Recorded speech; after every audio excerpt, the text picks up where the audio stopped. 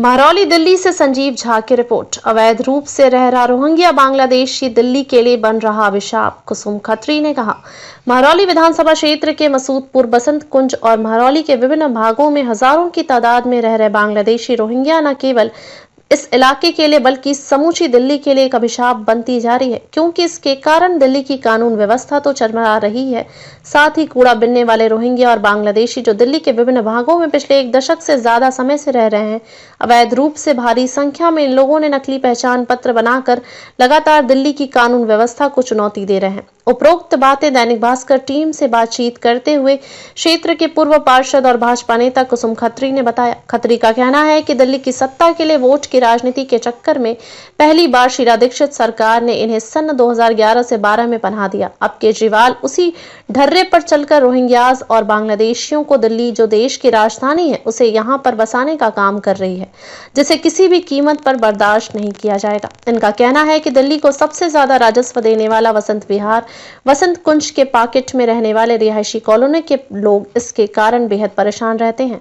हालात ऐसी है कि इसके चलते यहाँ की कानून व्यवस्था भी चरमरा रही है। आज जब भारतीय जनता पार्टी इन अनधिकृत लोगों पर सख्ती करना शुरू किया तो ये आप पार्टी के नेता बौखलाहट में आ गए। कुसुम नरेंद्र खत्री का कहना है कि इनकी तादाद लगातार शहर में बढ़ती जा रही है। मूल रूप से कूच बिहार, बंगाल के रहने वाले ये लोग दिल्ली के लिए बड़ा ही सरदर्द बनता जा रहा है। इसे हटाना बहुत ही जरूरी है। यह चोरी के साथ साथ शहर में बढ़ रही विभिन्न प्रकार की आपराधिक वारदातों में भी शामिल रहते हैं। उन्होंने कहा कि रोहिंग्यास का हिस्ट्री सही नहीं है। खत्री का आरोप है कि जिस कैंप में 50, 60 या 100 झुग्गियां हैं, वहां पर 1000 लोगों को वोट कैसे बन गया। उन्होंने दिल्ली चुनाव आयोग से इसकी सख्ती से जांच करवाकर ऐसे लोगों को यहां से वोट खत्म करने की भी मांग की।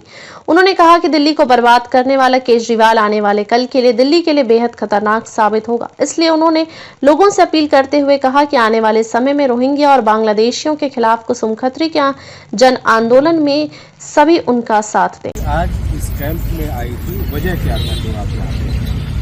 ये जो दिल्ली सरकार धांधलेबाजी कर रही है, पूरी दिल्ली को खराब करने की उसकी जो दशाएं उसने कर रखी हैं पिछले 13 साल से, मैं उसको खुद अपनी आंखों से चेक करने आई थी कि मैं ये देखना चाहती थी कि जो लोग बता रहे हैं क्या वो सच है। वसंत कुंज के लोग जो RWA के फेडरेशन के जो हाहाकार मचा रहे हैं कि यहाँ रोहिंग्या बांग्लादेशी बसा रखते हैं, तो जब तक मैं किसी चीज को खुद से नहीं देखती, खुद से नहीं जांच निरीक्षण करती, तब तक मैं यकीन नहीं करती।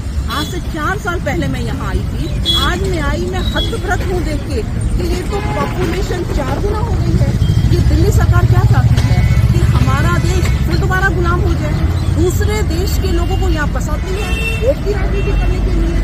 यहाँ मैं अंदर गई हूँ, मैं आधे घंटे तक नहीं रुक पाई। है तो ये भी जीव आत्माएं, ये भी इंसान है, किसी भी देश के हो। क्या जरूरत है किसी भारतीय लोगों को यहाँ बुलाने के लिए?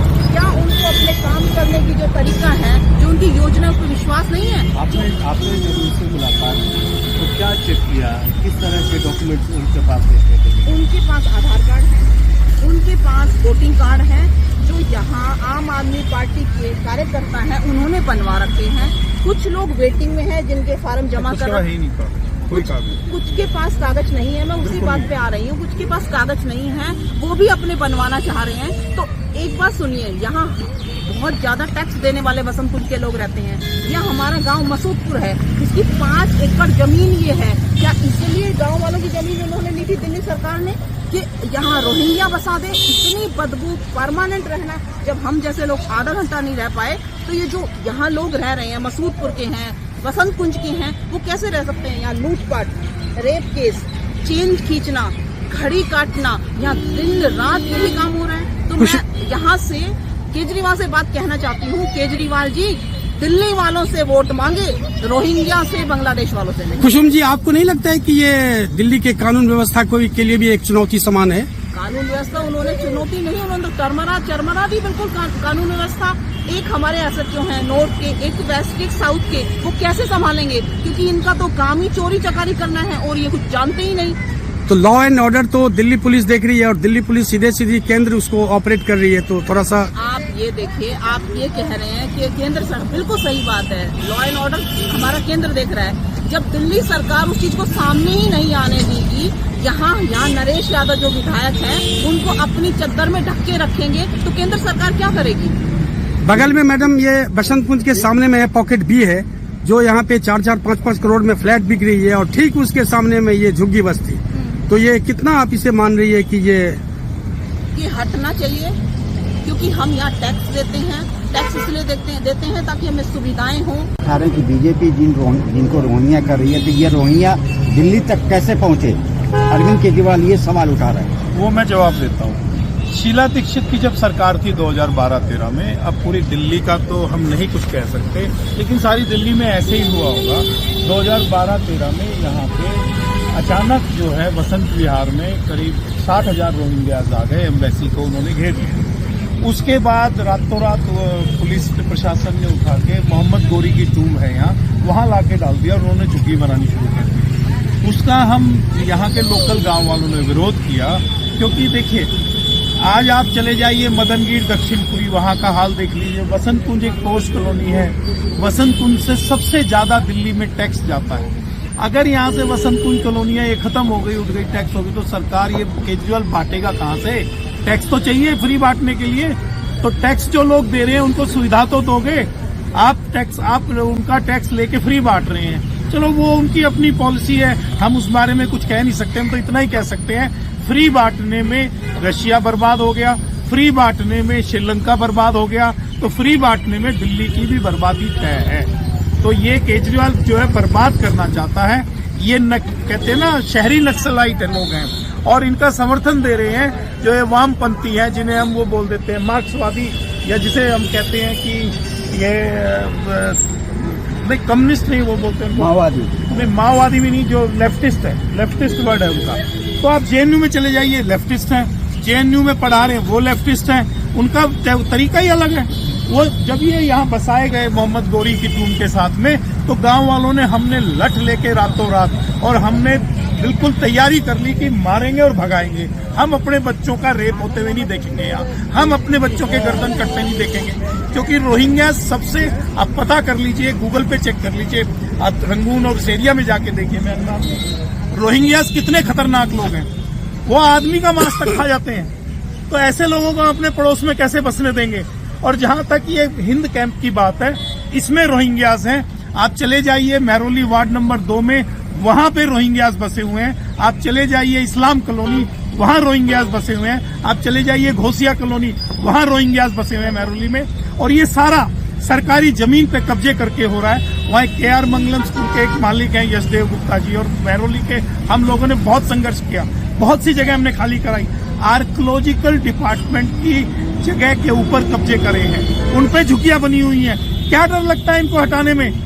मैं तो अपनी केंद्र सरकार से कहूंगा कि अगर दिल्ली को बचाना है तो उठाओ। अगर यहाँ 2000 था से 10 साल पहले, आज की डेट में 15,000 लोग, 5 साल के अंदर 15,000 लोग आ गए। तो पानी कोई भी रिसोर्सेज है, प्राकृतिक हो चाहे आदमी से बना हो, लिमिटेड है, तो हमें कैसे मिलेगा?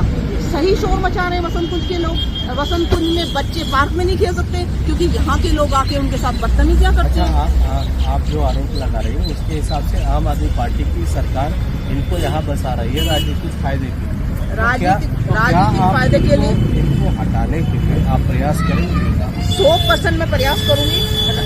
आम आदमी पार्टी अपनी वोट की राजनीति की वजह से इनको बसा रही है। अगर वो ये चाहती, क्योंकि पढ़ा लिखा लोग तो समझ चुका है कि उन्होंने झूठ बोली है, उन्होंने कुछ ऐसी बातें कह के बरगला के दिल्ली वालों को बेवकूफ बनाया और 2 बार अपनी सरकार बना ली। अब दिल्ली समझदार हो गई है। ठीक है, हमारी जो जनता है उसकी थोड़ी सी याददाश्त कम होती है, मगर उन्हें पता है इस बार उनकी हार निश्चित है। तो वो चाह रही है ऐसे तबके बसा के, बाहर के लोग बुला के वो अपनी वोट की राजनीति सेक रहे हैं। किस बात का डर है हमें? उठा के फेंके इन लोगों को और सख्ती से निपटे। और वो मुहिम चल रही है और हम उस मुहिम के साथ खड़े हैं। पूरी दिल्ली से एक एक आदमी साथ खड़ा है, अपने हमारे अमित शाह जी के साथ खड़ा है, मोदी जी के साथ। रोहिंग्या को भगाना है और यहाँ कुशासन जो है इस टाइम, उसको शासन में लाना है। केजरीवाल को उखाड़ के फेंकना है, क्योंकि वो गलत वोट के तरीके से गलत डेमोक्रेसी फैला के, गलत जो है एरिया की डेमोग्राफी को खराब करते हैं। जैसे यहाँ पे जो पढ़े लिखे लोग हैं, मैं तो एक और बात कहूंगा, एक आधार कार्ड है, उस आधार कार्ड पे लोग वहां भी वोट डाल रहे हैं, दिल्ली से बाहर भी, चाहे केरला है, चाहे बिहार है, चाहे कहीं और है। और वही लोग यहाँ भी वोट डाल रहे हैं। एक आधार कार्ड पे एक ही वोट डालने का हक क्यों ना दे? अगर उन्हें दिल्ली पसंद है दिल्ली का ले लें, अगर उन्हें अपने बिहार का पसंद है बिहार का ले लें, केरला पसंद है केरला का ले लें। लेकिन ये बड़ी गलत पॉलिसी चल रही है, वहां भी वोट डाल रहे हैं, यहाँ भी डाल रहे हैं। दिल्ली में हार का सबसे बड़ा कारण ये है, रोहिंग्याज हैं। ये देखिए, दिल्ली जो थी महरौली की हम बात करें, महरौली के अंदर आज से करीब 12-15 साल पहले सिर्फ यहाँ पे करीब 1,50,000 वोट थी, और पिछले 15 साल के अंदर, मतलब 10 साल के अंदर यहाँ वोट 2,20,000 चली गई, और उसमें जो 25% मुस्लिम हो गई है। जो हम लोगों ने सन 47 में हम लोगों ने जो पार्टीशन हुआ वो पहले इस देश का पार्टीशन होना नहीं चाहिए था, और हुआ तो फिर ये मुसलमान यहाँ क्यों रखे गए?